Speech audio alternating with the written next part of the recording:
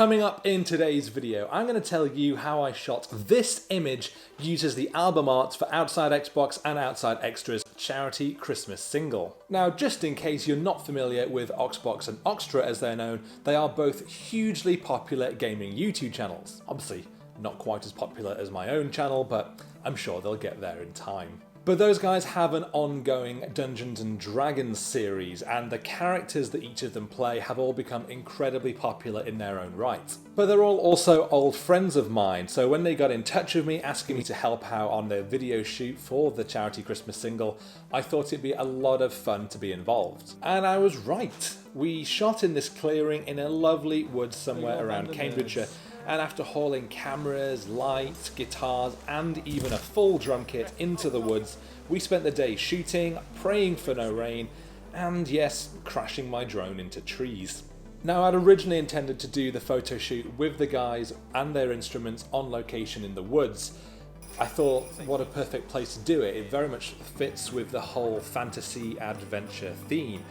But just like every other video shoot in the history of time, things did overrun and we ended up not having time to do that on location. But thankfully we did find time later on, and that's when I got this shot. Now, much as I would love to take full credit for everything you see in this image, much of the lighting was actually done by one of their video producers. Now, he'd built this huge lighting rig that was basically a big wooden circle with lots of light bulbs positioned in it. It's essentially a massive ring light. And for this shot, as you can see, it was suspended over the cast as they were all gathered around the microphone. Now, I love the look of this light. It's got this really ethereal tone to it. It's super flattering on everyone in the picture, and it's got this natural fall off towards the bottom. I turned up with all of my own strobes and stands and all this other gear, but ended up not using any of it because I liked this lighting so much. It's also a continuous light, so that just meant that I could keep on shooting as the guys did their thing, and hopefully at least one of those shots will be one that everyone enjoyed. So here's the image that the OXVENTURers all decided on, and even straight out of camera it's in really good shape. To the point that I actually did almost all of the image processing on this shot in Lightroom rather than moving over to Photoshop,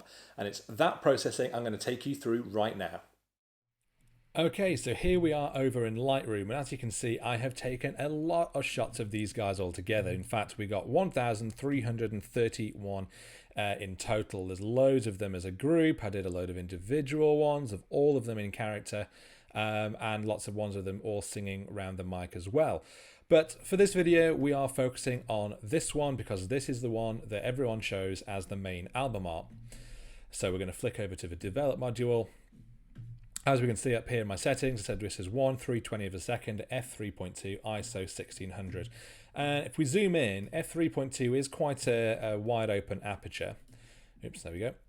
I'd focused on Johnny and Ellen in the front of the shots. For the most part, everyone is in focus. Luke is a little bit further away, so he isn't quite as pin sharp as everyone else, but it really is not that much different, so I don't mind. And even at ISO 1600, as you can see, image noise really isn't much of a problem. Now, this is for album art, so typically that means that we need a 1:1 square crop, so I'm going to put that in. And I want the faces to be mostly in the upper thirds of the frame. It gives us a bit of space for text around here. I'm going to bring it in slightly on this side, just to the edge of where these fingers go, and I'm going to just straighten it up just a touch. In fact, I can probably stand to bring it in a little bit more. I think something like that. Now, obviously, we still see some of the bulbs in the top of the frame, but that's okay. We're going to deal with that later on. So that pretty much already gets us a lot of the way there in terms of this being album art, but we're going to start on some white balance work because it does look a little bit too warm. I'm going to cool it down a little bit. That's just going to help balance out their skin tones little by little until we get to where we want to be. The tint as well, I'm going to bring down just a touch. Bring that warmth down a little bit more. I think it already looks a lot more natural. If we look before and after, already starting to look good. Now, oh God, it's always an update to Adobe Creative Cloud. Please go away. So I'm going to start off by upping the exposure by, I would say, a little bit less than that. 0.25, just a little bit of a boost. I'm also going to have a look at what it looks like bringing those shadows up. Now, I don't want to bring those up too much. If we do, then we lose a lot of that drama. Things go weird and we don't look good. The whole point of this is there is a lot of nice fall off into the shadows, and that's what gives this shot that cinematic appeal. So I'm going to bring them up just a touch, plus 15, but I'm going to leave it there. Now, the highlights I'm not going to do anything with for now.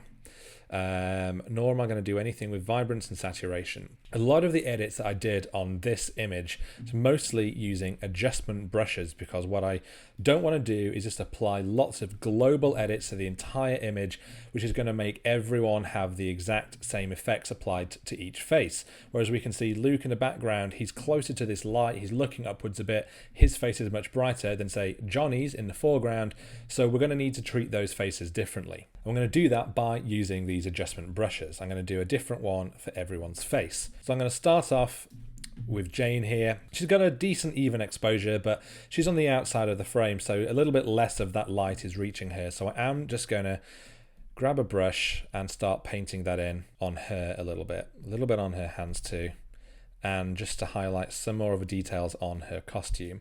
There's a lot of really great details, a lot of this jewelry, these belts, and we want that to come out a little bit more in this image. And I think just a simple exposure lift is pretty much all we need on Jane. I can bring those highlights down a touch. I may even bring the saturation down, which is again going to help reduce some of those overly orange tones that we've got from that light. And I think that's all I really want to do on Jane. She doesn't need a lot, just a little bit of a brightness lift from her positioning. Moving on to Andy in the middle, he also doesn't really need a lot either. In fact, I'm going to do another exposure lift on him just to help bring him out a touch, but even then I'm going to bring it down just a very, very small amount. But what I do want to add for his character is a clarity boost. Now, that is not something I would normally put into a portrait, but Andy's character is this rugged pirate, and I think for that sort of look, this clarity boost that helps sort of boost that contrast actually really helps bring those shadows down on his beard in particular, which actually helps it make it look a little bit more full. So I think that's already looking really nice on Andy. In fact, I am just going to add another smaller brush on him just to control some of those highlights on his cheek, on his nose. That's all I want to do with that. So I'm going to move on to Luke now, because as we saw before, he is a little bit overexposed. So I'm going to bring that down. I'm going to try bringing the highlights down and just see what this looks like at first. And literally paint this in on top of his face and a little bit on his ruff. Is that a ruff? His outfit. Let's just stick with outfit. Now, I think I brought those highlights down a little bit too much. I'm going to bring those back up. -20 I think looks good. The shadows I'm going to bring down just a touch. We want to keep some of the actual contours of his face. If we don't have any shadow detail in there, then his face just looks flat and lifeless. And funnily enough, his face is not flat and lifeless. I'm going to bring the saturation down ever so slightly again. And I think that is all we need to do on Luke. Johnny's turn. Hi, Johnny. Now, there's a couple of things that I want to do with Johnny. First of all, on the whole face, I want to bring the exposure up, because he is fallen a little bit into shadow, and we don't want that. The shadows up a touch. We want those eyes to pop out a little bit more. We're going to add a new brush. This one is just going to control the highlights, specifically on the top of his forehead, because of course that is closer to the light. It therefore picks up more of the light, and we want it to blend more with the whole of his face. I'm going to add a third brush onto Johnny, and this one is going to be exposure, and it's going to be clarity quite a bit. And it's going to be on his beard. I want his beard to pop out. Johnny has been growing that for some time, and I know how proud he is of it, and rightly so. It is a magnificent bit of facial hair. So I really want that to pop out. I think I've gone overboard a little bit. Let's bring that clarity down to 20. What about a shadow boost? No, shadow boost does not work. In fact, if anything, bringing that down helps quite a lot. Maybe up in those highlights. Yeah, I think that's looking quite good. Finally, one more. Because Johnny wears glasses, it's put his eyes into shadow a little bit too much. So I am going to just boost the exposure on his eyes specifically by themselves. Just a little bit. If you go too high, I'll just show you. If you went too high with exposure, then you just get these overly bright pools and it looks very, very odd. So it's about giving it a little lift, somewhere around there. Maybe the shadows? No. Start lifting the shadows, it looks very, very fake. Okay, I'm going to move over to Ellen. Now there's a few different ones I'm going to do on Ellen again. I'm going to start off with an overall exposure boost. I'm going to paint it around here, down her neck a little bit, and that's about it. I'm going to add maybe a little bit more exposure. It's going to keep on doing that until it looks good, and I think that is the point where we want. But we have pushed those highlights too far, so I'm going to put in a highlight reduction layer like this, and that's just going to stop some of those highlights on her cheek and nose from blowing out too much. But Ellen, or maybe I should be calling her by the character name, Meryl Wen, I believe is her character name. Obviously, very often depicted with all these lovely colours in her hair and these nice braids, and so I want to highlight those even more, because right now they do sort of fall into the shadows, and we don't want that because there's been a lot of effort gone into that hair. So I'm going to add an exposure boost, and I'm going to paint that first of all down the braid and down the hair generally. I want to really emphasize the colors there. Same on this side. I want to really bring that out. And there's a couple of things I can do to emphasize that more. One, I'm going to bring that exposure up a little bit more.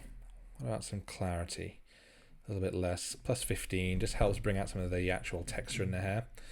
But we can of course boost the saturation. We can also bring the temperature down, and because this is blue and green tones, bringing that temp down and the tint is just going to emphasize those cold tones. If we went the other way, as you can see, it starts to go orangey, and we don't want that at all. We want those blue tones in there, so we can bring that down. That blue starts to pop a bit more, and the same with the tint. What about highlights? Ooh, yeah, we can up those highlights a little bit, and as you can see, it just starts to give a bit more of a sheen and shimmer to this hair. I'm going to add a final exposure boost again to Ellen's eyes,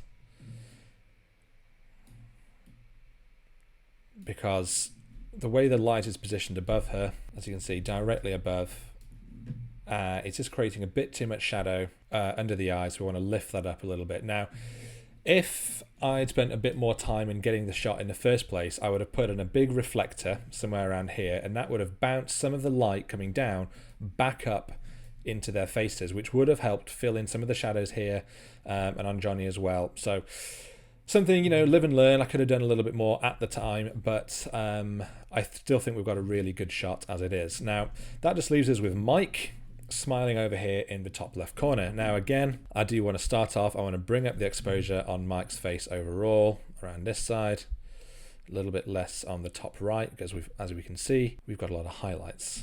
I'm going to bring up this hand, I think that's Luke's hand. And now we're going to add a new mask. I'm going to leave exposure at 0, and we're going to bring those highlights down. And there we go. On Egbert's face, as is his character. So overall, now we have done general exposure changes, color changes, and a lot of specific painting, and it's made a huge difference to this shot.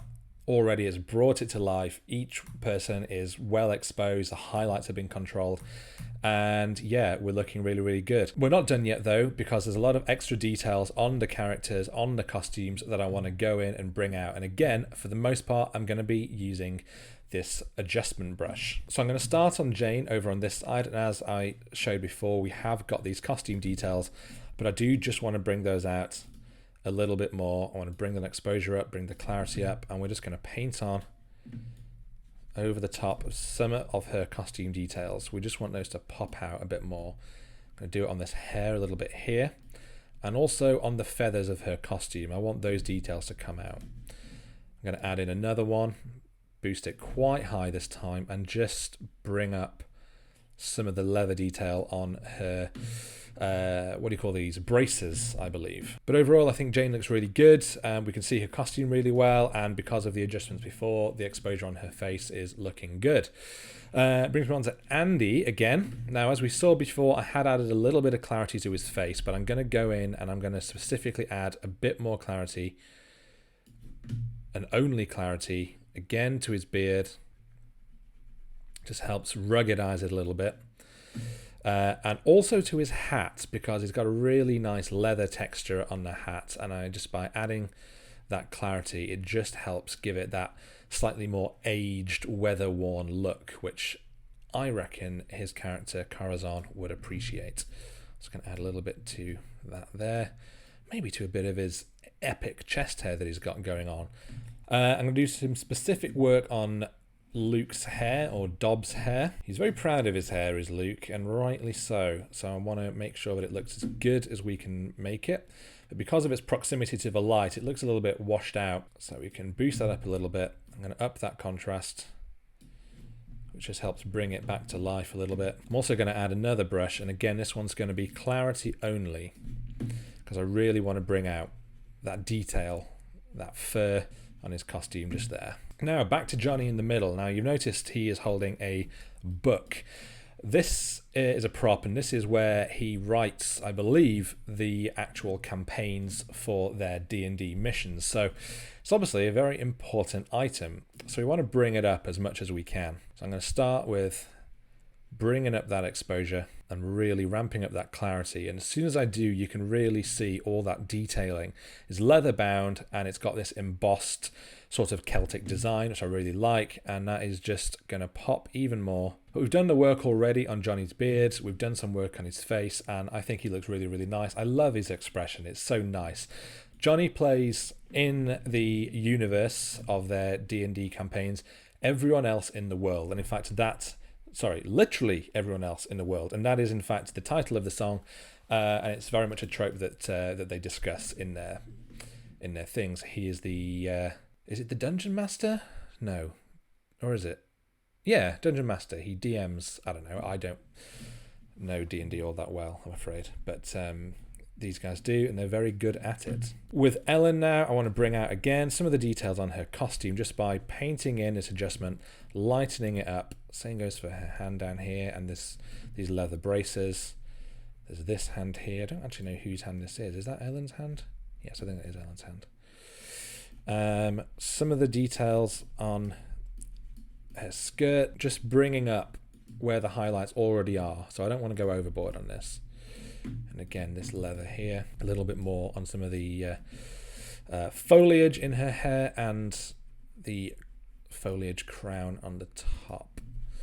That's looking good. And I'm also going to add one new one, even higher, specifically on the D&D dice that she's got around her neck. It's maybe something you would never notice, but it is there, and we're really pleased with it. Now, let's go back to Mike. Now, Mike, being a dragon, or a dragonborn paladin, I believe. I might be wrong.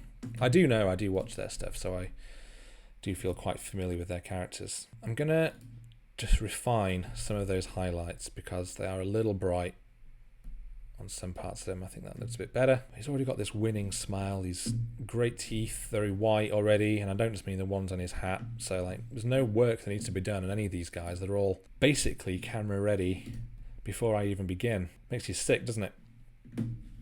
But that is pretty much everything that I wanted to do. I didn't want to go overboard on some of the edits, but there's a few more things I'm going to do. I'm going to bring the vibrance down by just a very, very small amount. If you bring it down too much, it loses its life, loses its pop, and we definitely don't want that. We don't want it to be a black and white image, but it just helps take some of the vibrancy out of Johnny's top, and just gives it a slightly more subtle look overall. I'm also going to bring down selectively some of the orange, just a little bit. Again, that's just helping because we've got an orange cast from the light. That's just helping take that out. Very, very, very subtle shift. You can't really tell, but it's just helping bring those skin tones in line a bit more. That is about it. In the split toning, I can't remember. I may have put some blues into the shadows just to give it a slight graded look. Let's have a quick look at what that looks like. That's the highlights. What am I doing? What an idiot. Shadows, that's what I said. Blues. And let's just move that into the blues. Yeah, I think a small amount. We can shift that up and down. If we go into the magentas, it looks a bit weird, but I think in the blues that does look quite nice. A little bit less maybe. And in those highlights, I could add a little bit of that orange. If we just zoom in, turn that on and off, you can't really tell that there's been any difference at all, but it does just help, I think, give that slight extra dimension. It's very difficult for me to define and say exactly what I think it's done, but it's done something, and I'm happy, and it's fine. Having had another look, I do think there is still a little bit of a magenta tint. So I'm just going to very step by step bring this tint this way. Yeah, I think that looks a lot better. -10 rather than -7. It's only a few little drops, but I think it's made a big difference. On and off. That's what we've got so far. And I think that's looking really, really good. Everyone looks great. Everyone stands out so much more. Before, particularly Ellen down here, because she's further away from the light. That really brings her out, makes her stand out very much as her own character within this scene. Now, we could have a look and see if there are any presets that particularly work for this shot, and I've had a little flick through, and I do like the potential effect of one of my Visco presets, A5 RAW, but as we can see, I think that goes far too overboard, even at half strength. At full strength, we get that, and I don't like that at all. So this is the point where I'm going to take this over into Photoshop. Now, the reason I'm doing this in Photoshop rather than Lightroom is because it allows me to duplicate the layer, go into Camera Raw Filter, where I have access to the same controls as Lightroom. Oh. Yeah, go away. I can go into those filters, the exact same ones that I have in Lightroom, and I can apply that A5 RAW, and then I can dial the opacity down so I can just apply a small amount of the filter. I think 40% looks really good. It just helps add that blue to the shadow, which I think that's what I was trying to achieve with the split toning panel in Lightroom, but I think it does a much better job here. And if we just flick that on and off, it gives a really nice toning to the image, which I just think looks great. But it's also, while we're here, that we can take care of the light in the top, because we don't want that. That was the lighting, and we need to get rid of it. So I'm just going to merge that layer, because we don't want that. I'm going to duplicate it again. And I think the way I'm going to get rid of this is by using the clone stamp tool. So I'm going to bring that up. I've got a reasonably low opacity and a reasonably low flow. And I'm going to sample from here to begin with, and I'm going to start painting away up here again and again. By using a low opacity and a low flow, you can build up the effect. I might just up that opacity a little bit more. Just going to help speed up the process. I'm doing this incredibly quickly right now. This actually took me quite a bit more time to do when I was doing the main image that I sent over to those guys, because you want it to look neat, you want it to look believable. So it's just about resampling, painting away, just trying to get everything to blend nicely, which it looks like it vaguely is doing. So when you get up into the detail, you can see that it is all a bit of a mess, and that's fine, because that's kind of what I was trying to achieve. That this just sort of blends to nothing. So when you zoom out, that's what you see. But I'm not done yet, because what I'm going to do is add an empty layer, edit, fill with black, press OK. I'm going to bring that opacity down to say 60%, and then I'm going to add a layer mask to it. And now if I bring up my gradient tool by pressing G, my gradient, one side is white, one side is black, and when you're using masks, if you paint white onto a mask, it reveals the layer, which in this case is just a black square. So if I paint this way, and as you can see, by using that gradient layer mask, it just reveals a thin sliver of black at the top, and that just helps hide a bit more of that. So you get the vague impression of some leaves up there, rather than all the lights, but you don't see enough of the detail to see how badly I photoshopped it, which is the perfect combination. So now if I press that, we can see how we've taken away those lights, and in so doing drawn attention to our characters in the middle. And I've got to say, I am really pleased with how this shot looks. That lighting rig that their producer James had set up was incredible. It did give a really, really nice light, and as I say, I'd intended on using my strobes, and I didn't even need to. I think everyone looks great, and it's still very much got that sort of filmic fantasy style, which is very much in line with everything that they're doing. The whole point of D&D is that it's fantasy, and I think this shot reflects that really well. But using that adjustment brush is basically the same technique I'd use on a lot of the other shots that I had done of the team in order to get the same sort of effects, painting things in individually, making sure that everyone looks great. It's also the same that I did on some of the individual shots. This one of Merowyn, for example, painting in, making sure that everything is looking nice bit by bit. And of course, there's some amazing one of Jane or Prudence. Again, I've gone in and I've painted in extra light on the braces to bring out that detail, on the feathers here, and I'd also tried to bring in the horns as well. And then also this shot of Andy looking super rugged, and again, I've used the clarity to help boost some of the detail on his beard and on his hat, which just gives it that sort of grizzled look, which, as a pirate, I think he'd be pretty pleased with. So hopefully you've really enjoyed this video and seeing the behind the scenes and how I got the shot and what I've done in Lightroom to create our finished image. Of course, as I said in the intro, this was for a charity single. There is, of course, a link in the description below to where you can go and buy that single, and of course all the money does go to a very good cause. If you have liked this video, do please hit the like button below, subscribe if you don't already, and I will see you next time.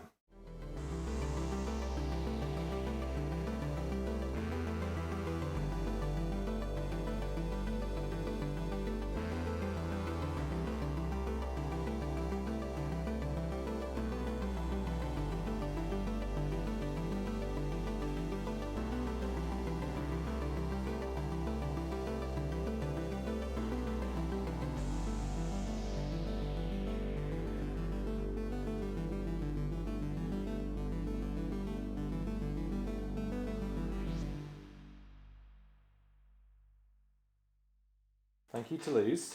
You're in the way.